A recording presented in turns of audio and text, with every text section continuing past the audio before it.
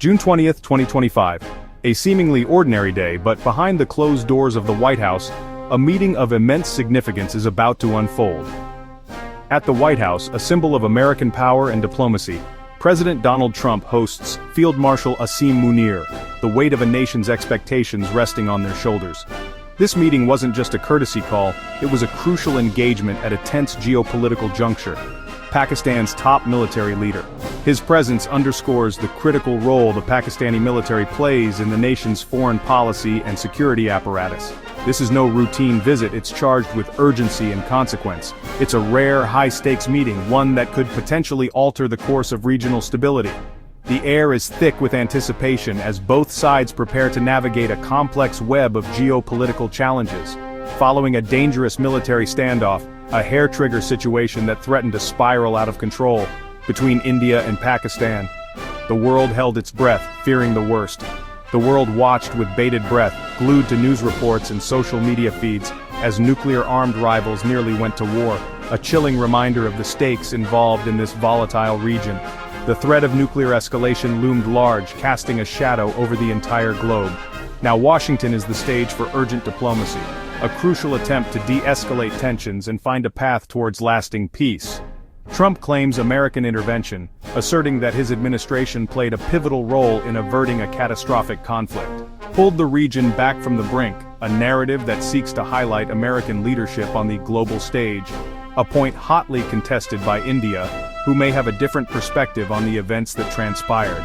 For Pakistan, this is a chance to reinforce ties with the U.S., a relationship that has seen its share of ups and downs over the years, while balancing its deepening partnership with China, a delicate balancing act that requires careful navigation.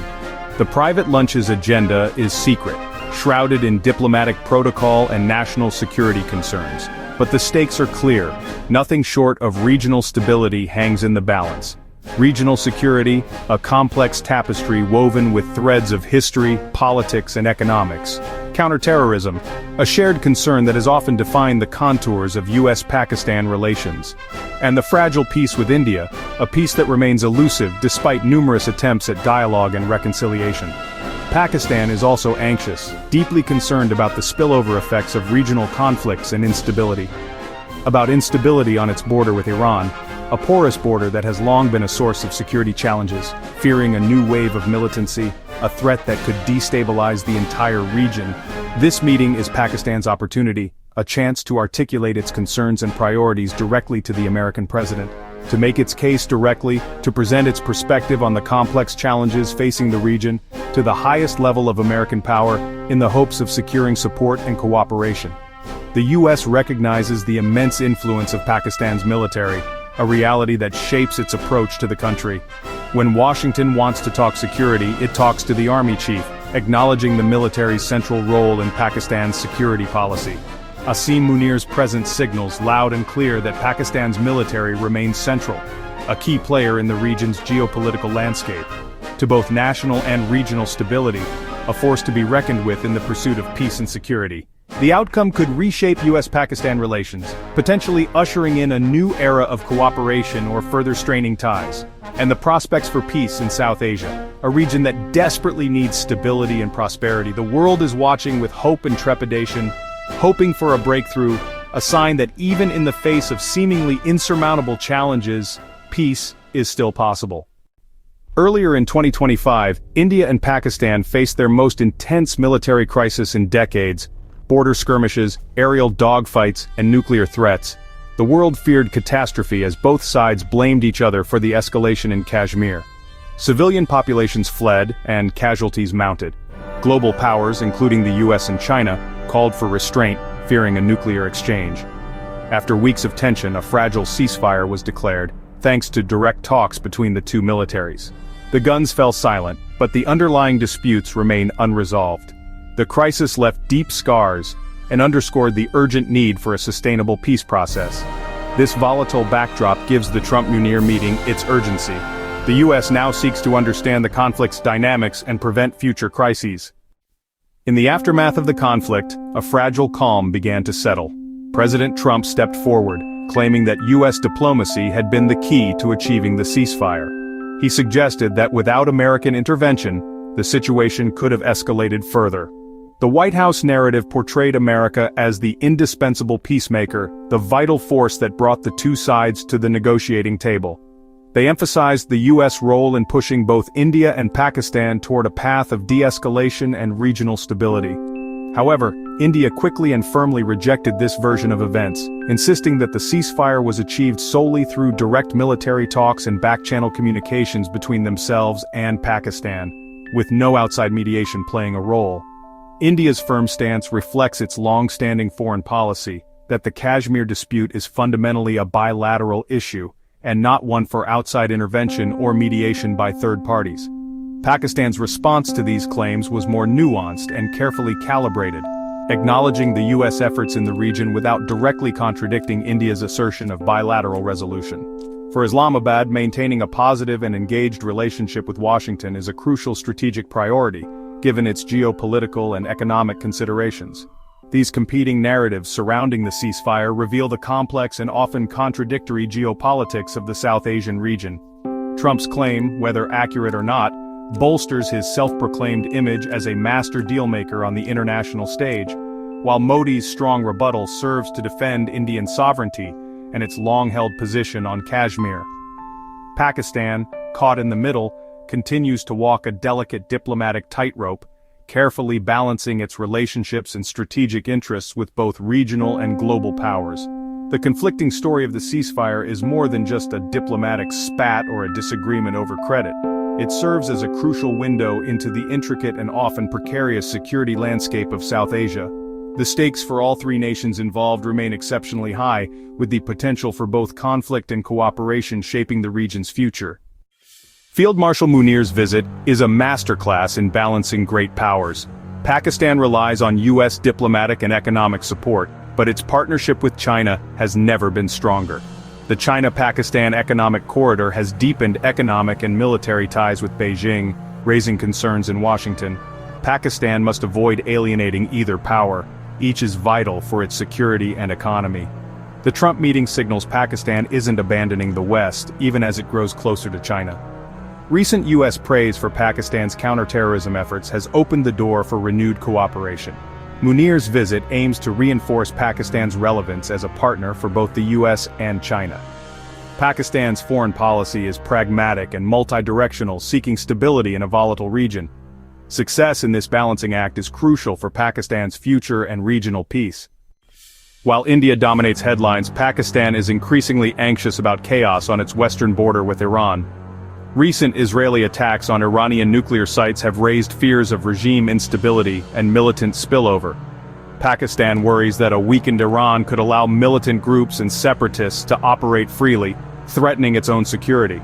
Groups like Jaish al-Adl and Baluch separatists could exploit the chaos, fueling calls for a greater Baluchistan. China's investments in Baluchistan add another layer. Instability threatens billions in infrastructure. India's silence on the Israeli strikes complicates matters for Pakistan, which strongly condemned the attacks. Securing the western border is as critical as managing India. Pakistan cannot afford another volatile frontier. Munir's talks with Trump likely stressed the need for a stable Iran to ensure regional security. Pakistan's border with Afghanistan remains a persistent source of instability. The Taliban's return has not brought the hoped-for calm. Instead, groups like the TTP have intensified attacks from Afghan soil. Pakistan urges the Taliban to act, but results are limited, forcing Islamabad to divert military resources westward. The U.S. shares concerns about terrorist resurgence in Afghanistan, and recent counterterrorism cooperation has rebuilt some trust. Munir's visit is a chance to coordinate strategies against shared threats. Stability in Pakistan is tied to stability in Afghanistan. Chaos fuels terrorism, refugees, and illicit trade. For the U.S., preventing Afghanistan from becoming a terror hub remains a top priority. The Washington talks are crucial for forging a joint approach to this enduring challenge. At the center of this high-stakes diplomacy is Field Marshal Asim Munir, Pakistan's most powerful military leader. Munir's career spans top intelligence and command roles, giving him deep insight into Pakistan's security landscape. He's led both military intelligence and the ISI, a rare distinction that makes him a formidable negotiator.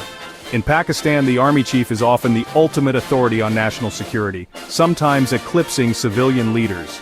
Munir's leadership is central to both domestic stability and international relations. The U.S. knows that for real progress, it must engage directly with the army chief.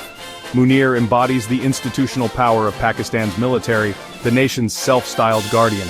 His meeting with Trump is a direct dialogue between two powerful institutions shaping the region's future. Munir's visit comes just after his historic promotion to Field Marshal, the highest military rank in Pakistan. He's only the second officer to hold this title, a symbol of the military's dominance and his personal authority. The promotion, tied to the military's role in the 2025 India crisis, was approved by the government as a gesture of national gratitude. A new national day, Yawm Tashakkur, now honors the armed forces and the end of hostilities.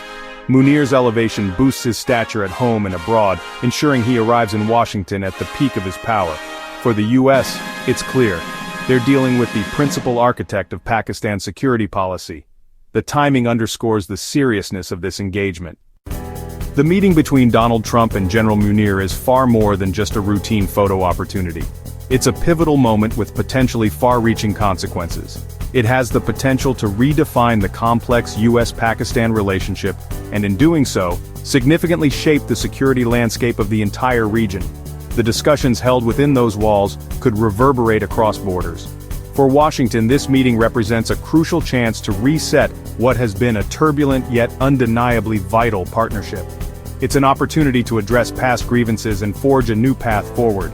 Pakistan's strategic geographic location, its significant nuclear arsenal, and its considerable influence in Afghanistan make it a nation that simply cannot be ignored on the global stage.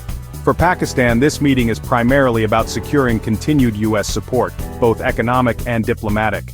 It's also a platform for voicing urgent and pressing security concerns, particularly those related to its borders with India and Iran. General Munir's primary aim is to demonstrate that Pakistan is a responsible and reliable partner, committed to fostering regional stability and combating extremism. A successful meeting could pave the way for improved crisis management protocols, enhanced intelligence sharing initiatives, and strengthened counterterrorism cooperation efforts between the two nations. However, a failure to find common ground could unfortunately push Pakistan further into the orbit of China, thereby increasing the already significant regional risks and destabilizing the balance of power.